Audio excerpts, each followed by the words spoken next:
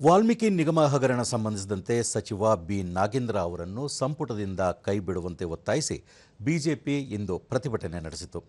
ಶಾಸಕರ ಭವನದ ಬಳಿ ಇರುವ ವಾಲ್ಮೀಕಿ ಪ್ರತಿಮೆ ಮುಂದೆ ಪ್ರತಿಭಟನೆ ನಡೆಸಲಾಯಿತು.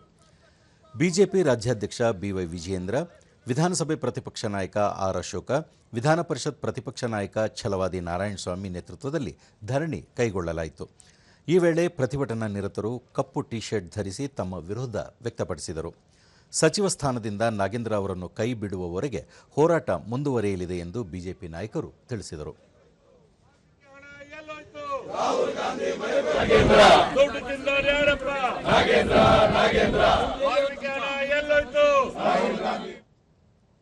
ಬಳಿಕ ಆರ್ ಅಶೋಕ, ವಾಲ್ಮೀಕಿ ಅಭಿವೃದ್ಧಿ ನಿಗಮದ ಹಣ ಲೂಟಿ ಮಾಡಿ ಇದೀಗ ಜಾತಿ ಬಣ್ಣವನ್ನು ಹಚ್ಚಲಾಗುತ್ತಿದೆ.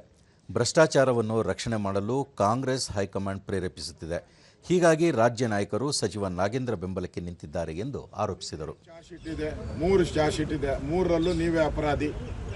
ಇಡಿ ಚಾರ್ಜ್ ಶೀಟ್ ಇದೆ, ಅದರಲ್ಲೂ ನೀವೇ ಅಪರಾಧಿ. ಲೋಕಾಯುಕ್ತದಲ್ಲಿ ಟೋಟಲ್ 31 ಕೇಸ್ ಇದೆ.